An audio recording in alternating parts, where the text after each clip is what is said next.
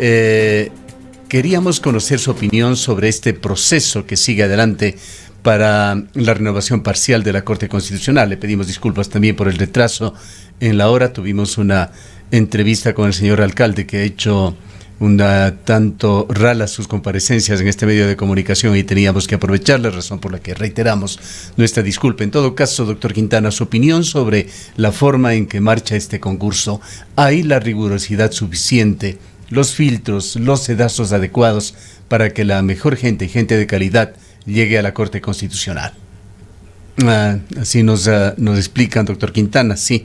En todo caso, nuestro interés es conocer su punto de vista sobre lo adecuado o no, sobre lo riguroso o no de este proceso de selección de 3 jueces para la Corte Constitucional.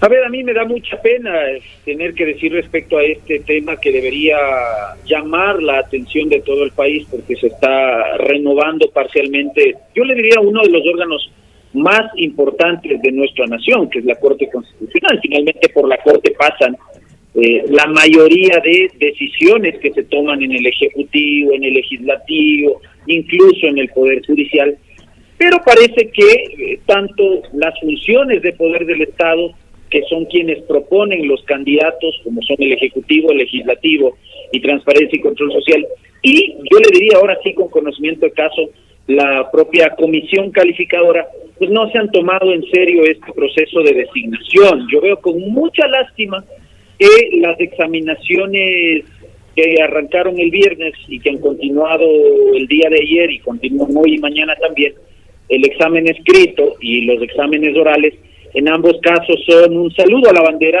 son realmente preguntas que uno no examinaría siquiera a alumnos de pregrado. Preguntas en el examen escrito son 4 casos con preguntas absolutamente de memoria respecto de la Ley Orgánica de las Garantías Jurisdiccionales y Control Constitucional, es decir, ninguna pregunta de contenido de fondo constitucional. Y yo ayer seguí con mucha atención también la transmisión de las comparecencias de 2 candidatos, de 2 postulantes.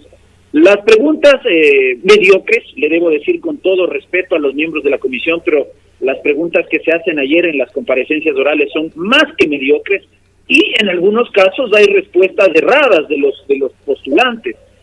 Preguntas erradas que no son materia de una objeción o de una repregunta por parte de los comisionados. Entonces veo yo con mucha preocupación que acá vamos a terminar con un concurso, parece, con candidatos de 100 sobre 100.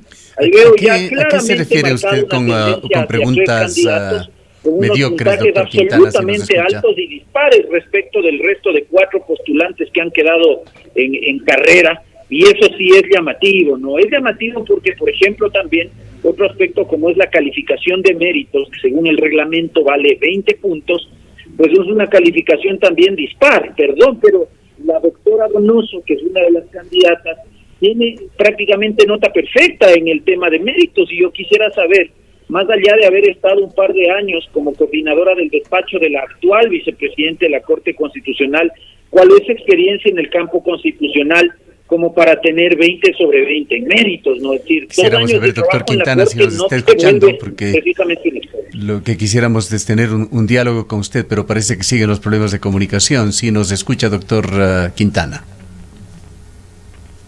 Yo le escucho bien, pero parece que hay un eco ahí. Yo realmente creo que hay algún problema. Ya, bueno, intentemos un poquito más. Al referirse usted a preguntas mediocres, ¿quiere decir usted preguntas demasiado elementales para un concurso de este nivel? Efectivamente, don Gustavo. Cuando yo hablo de preguntas mediocres, digo puntual y concretamente que se refiere a preguntas que no están a la altura del cargo para el cual están postulando los 7 candidatos a la Corte Constitucional. Entiendo yo que ahí hay gente que viene de la academia y que hay gente que, entre comillas, ha ejercido la profesión, pero yo esperaba realmente un poquito más de nivel y de rigor académico por parte de los comisionados, de los integrantes de la comisión calificadora, a efectos de establecer una rigurosa evaluación escrita que vale 40 puntos y también una rigurosa comparecencia oral. Pero resulta que ni lo uno ni lo otro. Los casos de la evaluación escrita son 4 en un caso un tema de memoria del tema relacionado a la justicia indígena, otro caso de memoria relacionado a las disposiciones de la ley en materia de control de constitucionalidad, otro caso de memoria relacionado a los tratados internacionales y uno final sobre un asunto relativo a la acción extraordinaria de protección. Pero nada, primero, que no esté en la ley, y en segundo lugar, nada que ya no haya sido resuelto y zanjado por la jurisprudencia de la Corte Constitucional. Es decir, además fue un examen a libro abierto, como solemos decir a veces los profesores. Tenían la ley, tenían la Constitución, tenían la posibilidad de echar mano de la revisión de sentencias de la Corte Constitucional, es decir, nada riguroso. Y las comparecencias orales, yo invito a la gente a ingresar a Facebook, a la página de la Función de Transparencia y Control Social. Ahí están colgados los videos de las comparecencias de ayer, y ustedes mismos juzguen la liviandad con la que se pregunta y, yo diría en algunos casos, la incorrección con la que se contestan esas preguntas livianas. Doctor Quintana, muy buenos días. El proceso para la renovación de los jueces de la Corte Constitucional, además, no ha estado exento de una serie de complicaciones: la renuncia del doctor Ollarte, las renuncias de algunos participantes. ¿Qué le dice a usted el cómo se ha desarrollado y se ha venido llevando adelante este proceso? Usted ya ha hecho un muy buen resumen de lo que ha pasado previamente, ¿no? La renuncia del doctor Ollarte dejó bastante clara la preocupación en torno a lo que yo le decía en el primer momento. Hay que comprender que este no es un concurso abierto, este es un concurso cerrado. Quiere decir que no cualquiera puede postular, sino solamente aquella persona que viene candidatizada por la función ejecutiva, por la legislativa de transparencia y control social.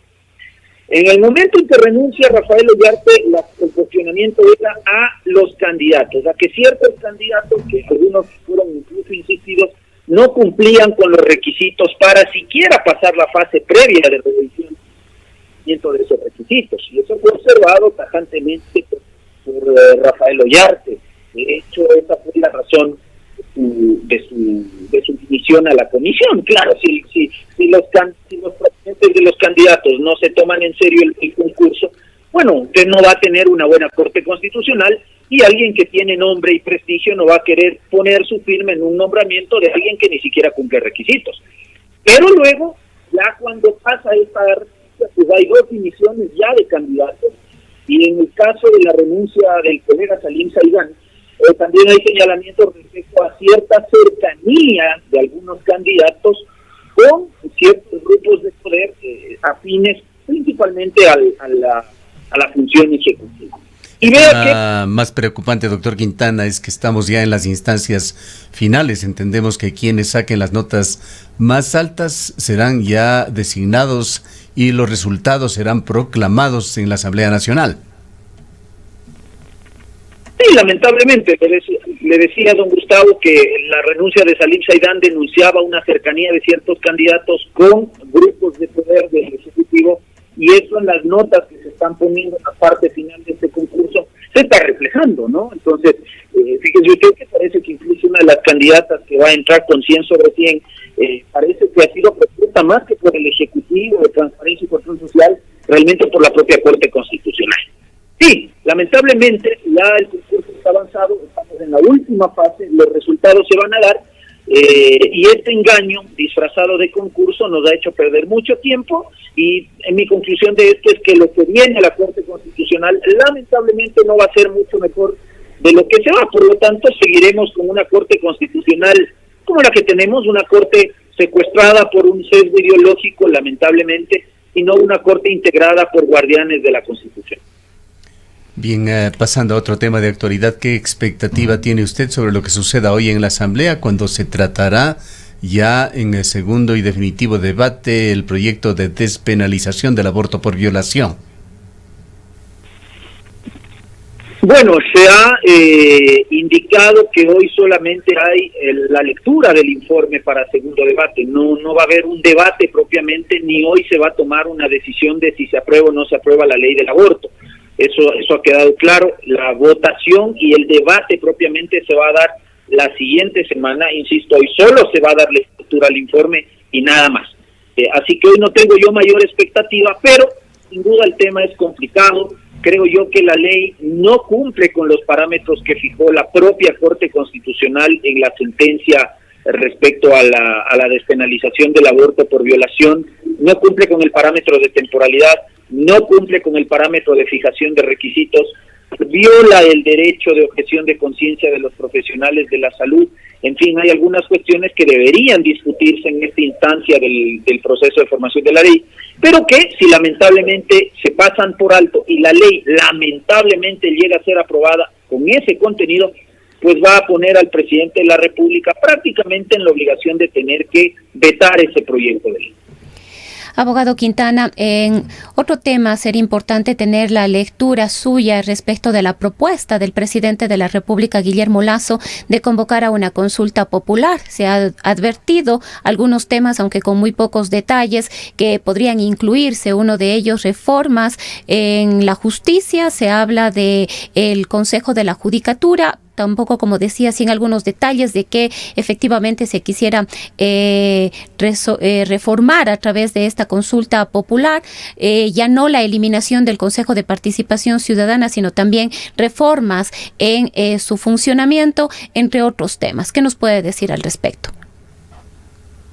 A ver, aquí ha habido solo un anuncio, es decir, hay una idea del presidente de la República de emprender un proceso de reformas a la función judicial sin que existan todavía planteamientos en concreto, con la salvedad del Consejo de la Judicatura. En este caso, el presidente ha indicado, al menos la semana anterior, que él se decanta por la supresión o la desaparición de este órgano. Para ello habrá entonces que ver cuál va a ser el mecanismo que el presidente va a plantear. En principio, yo me anticiparía a señalar, precisamente acogiendo lo que ya la Corte Constitucional dictaminó respecto a la posibilidad de desaparecer al Consejo de Participación Ciudadana y Control Social, donde señaló que la eliminación de un órgano con base constitucional altera la estructura fundamental de la Constitución y los elementos constitutivos del Estado, y que por lo tanto la vía adecuada para ese tipo de procedimiento es el de la reforma parcial previsto en el artículo 442 de la Constitución, es decir, una discusión parlamentaria con 2 debates con un plazo de espera de 90 días entre primer y segundo debate, y luego, solo si la Asamblea aprueba el proyecto de reforma parcial, entonces vamos a un referéndum ratificatorio o no de esa reforma parcial. Digamos, hasta aquí, ese sería el camino que Guillermo Lasso debe seguir para efectos de desaparecer al Consejo de la Judicatura. En lo demás, pues estaríamos especulando y tenemos que esperar a conocer a ciencia cierta cuál es la propuesta. Ahora, antes de esta consulta popular o referéndum, doctor Quintana, el presidente de la República está haciendo una excitativa a la Asamblea para que se traten varios cuerpos legales que reposan allí como proyectos de ley, y presentará también nuevas propuestas relacionadas con el uso progresivo de la fuerza, cuerpos legales para fortalecer la seguridad ciudadana, la lucha contra el crimen transnacional, el apoyo que recibirían policías y militares cuando sean investigados o enjuiciados. ¿Ha podido revisar usted estas propuestas? No las he revisado porque el presidente de la República recién va a presentar el proyecto de ley, así que no me pida revisar. Pero hay otros que reposan ahí en la Asamblea desde hace algún tiempo. Pero ahí existen 3 proyectos de ley relacionados con el uso progresivo de la fuerza, con distintas visiones ideológicas respecto a lo que debe ser el uso progresivo de la fuerza. Algunas son más tendentes a que realmente el uso progresivo de la fuerza impida el accionar de los miembros de la fuerza pública, y por ahí hay una, que es la presentada por Litardo, que provenía del expresidente Moreno, que iría en similar línea con la propuesta de Guillermo Lasso, que busca, a contrario de lo que pretende acá la progresía criolla nuestra, permitir que Fuerzas Armadas, Policía Nacional en específico, que es el órgano constitucionalmente llamado a combatir la delincuencia y a garantizar nuestros derechos ciudadanos, pues tenga mayor libertad para actuar, naturalmente bajo un marco legal. El gran problema que tenemos en Ecuador es que no hay precisamente esta ley de uso progresivo de la fuerza, y entonces eso está generando un problema. ¿Cuál es el problema? Que si el policía si combate el delito, si cumple su misión, como estamos viendo en el caso del Cabo Olmedo, pues es procesado y condenado. Si deja de hacer, corre el riesgo de morir también. Entonces, estamos en el mundo al revés. Yo no voy a salir a decir que las leyes están hechas para beneficiar a los delincuentes, porque eso no es así. Creo yo que el problema problema de la delincuencia, la inseguridad y el desbordamiento de la capacidad operativa de nuestra Policía Nacional no se va a solucionar solo a punta de modificación del Código Penal o de la creación de otros cuerpos normativos tendentes a regular el asunto de la inseguridad. Necesitamos una reingeniería de fondo en el tema de la función judicial, necesitamos jueces especializados en justicia militar y en justicia policial, aclaro, dentro de la función judicial, porque además ese es un mandato del artículo 160 de la Constitución que no se está cumpliendo. Entonces, como usted ve, don Gustavo, el problema no pasa por un asunto de leyes, sino que pasa por un asunto de quienes aplican esas leyes en los casos concretos. Entonces, eso pasa por un asunto de jueces. Los jueces están capacitados para entender la misión fundamental de Policía Nacional o de Fuerzas Armadas. Al momento en que procesan penalmente a estos funcionarios, me parece que no. 900 o casi 1000 policías y militares están actualmente siendo procesados por esta razón. Las leyes son un componente, pero lo otro es la función judicial. Mientras usted no limpie la función judicial y no cumpla con lo que la Constitución ordena, que es que dentro de la función judicial hayan jueces especialistas en temas militares y policiales, usted va a tener un enorme problema al momento de comprender cómo se debe juzgar estas conductas para evitar esta clase de condenas que son cuestionables. Yo he sido uno de los que públicamente ha cuestionado la condena, por ejemplo, contra el policía Olmedo. Muchas gracias, doctor Quintana, por habernos acompañado. Declaraciones del doctor Ismael Quintana, experto en Derecho Constitucional.